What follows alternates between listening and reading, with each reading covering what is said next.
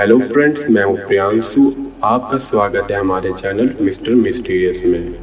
दोस्तों, अगर मैं कहूं कि टाइम ट्रैवलिंग सच में पॉसिबल है तो आपके मन में एक ही बात आएगी कि ये सब सिर्फ एक अफवाह है। और दोस्तों, इतिहास में ऐसे कई सबूत हैं जो ये बताते हैं कि टाइम ट्रैवलिंग सच में पॉसिबल है।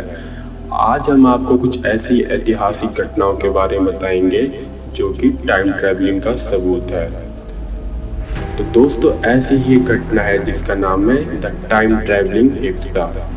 दोस्तों, इंटरनेट पे सबसे पॉपुलर और सबसे विवादित यह एक सबूत है जो कि ब्रेलॉर्न पोयनियर म्यूजियम की संपत्ति है, जो कि पहली बार 2004 में लोगों को दिखाया गया था।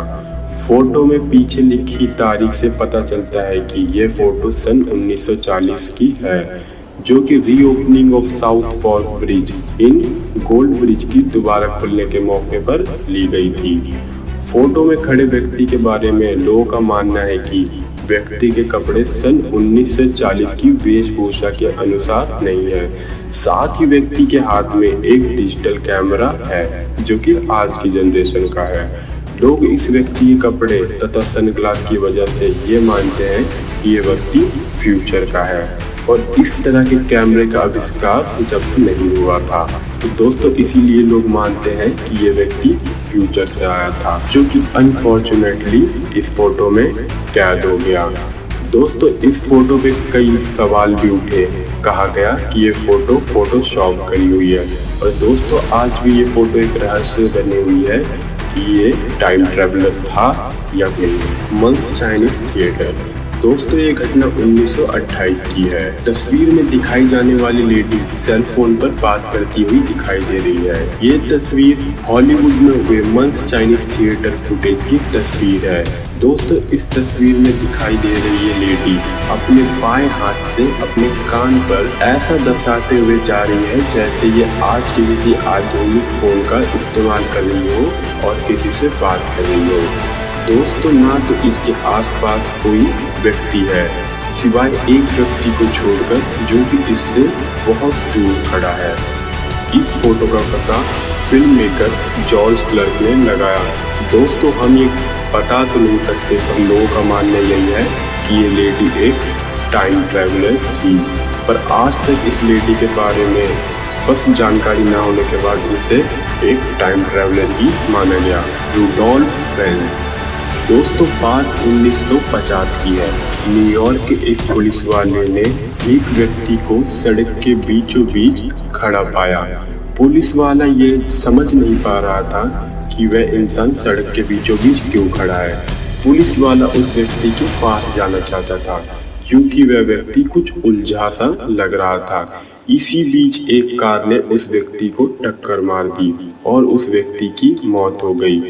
पुलिस द्वारा थोड़ी छानबीन करने के बाद उसकी जेब से कुछ चीजें मिली, जो थी पुराने जमाने के कुछ सिक्के, नोट और कुछ कार्ड, जिस पर डॉक्टर रुडोल्फ फ्रेंज का नाम था, और एक लेटर जो कि जून 1876 में भेजा गया था। इस केस की जांच कर रहे ऑफिसर ने इसके बारे में पता करना शुरू किया और उन्होंने पाया कि सन 1876 में एक व्यक्ति इसी नाम का लापता हुआ था, और वो उस समय लगभग 29 साल का था।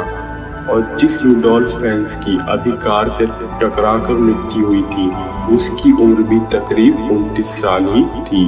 और सबसे ज्यादा चौंका देने वाली बात, जिस व्यक्ति की लापता होने की रिपोर्ट लिखवाई गई थी, उसकी डिटेल इस व्यक्ति से बिल्कुल मेल खाती थी। तो क्या ये वही इंसान था जिसके लापता होने की रिपोर्ट 1876 में लिखवाई गई थी? अगर हाँ, तो ये बेशक एक टाइम ट्रैवलर था। Sir vector Goddard. दोस्तों, बात 1935 की है, जब वेक्टर गोडार्ड एक उड़ान भर रहे थे जो कि इंग्लैंड की तरफ थी। रास्ते में एक टूटे फूटे एयरफील्ड से निकले और एयरफील्ड एक जंगल में तब्दील होते जा रहा था। ना तो वहाँ कोई जहाज था और ना कोई रनवे। वेक्टर गोडार्ड उस समय सही सलामत पहुँच गए, और कुछ ही दिन रुकने के बाद वेक्टर गोडार्ड ने वापस आने का फैसला किया। वह उसी रास्ते से जा रहे थे जिससे वो आए थे। फिर से वो उस एयरफील्ड के ऊपर पहुंचे, और जैसे ही वो वहाँ पे पहुंचे एक तेज तूफान में फंस गए और वो विमान से अपना नियंत्रण खो बैठे और अचानक उनका विमान नीचे गिरना शुरू हुआ और वो कुछ समय बाद उस तूफान से बाहर निकल आए। और जैसे ही वो तूफान से बाहर निकले वो हैरान रह गए क्योंकि वो फिर से उसी एयरफील्ड के ऊपर थे। पर इस समय वो एयरफील्ड एकदम अलग था, वो एकदम नए जैसा लग रहा था और वहाँ पर 4 प्लेन भी खड़े थे जिनका रंग पीला था, जबकि उस समय प्लेन सिल्वर रंग के होते थे। और आसपास मैकेनिक्स भी घूम रहे थे जिन्होंने नीले रंग के कपड़े पहने हुए थे। पर उस समय रॉयल एयरफोर्स के कपड़े भूरे हुआ करते थे। उन प्लेन में से एक मॉडल ऐसा भी था जो उन्होंने कभी नहीं देखा। जैसे जैसे उनका प्लेन उड़ता गया वो एयरफील्ड को पीछे छोड़ के आगे बढ़ते गए और जैसे ही वो एयरफील्ड पीछे छूटा फिर से उसी प्रकार उनको तूफान ने घेर लिया और वेक्टर गोडार्ड फिर से तूफान में फंस गए। पर इस बार वो तैयार थे, तूफान से आसानी से बाहर निकल आए। जैसे ही वो इंग्लैंड पहुंचे उन्होंने ये वाक्य अपने दोस्तों को बताया, पर किसी ने उनकी बात का विश्वास नहीं किया। फिर उसके बाद उन्होंने ये बात किसी को भी नहीं बताई।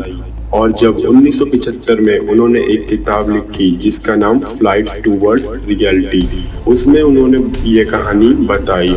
और दोस्तों चौंका देने वाली बात यह है कि लगभग 4 साल बाद 1939 में रॉयल एयरफोर्स की ड्रेस नीली हो गई और प्लेन भी पीले रंग के कर दिए गए और एक नया प्लेन भी आ गया था जिसका नाम था मैजिस्टर। सारी चीजें बिल्कुल वैसी हो गई थी जैसे वेक्टर गोडार्ड ने देखा था।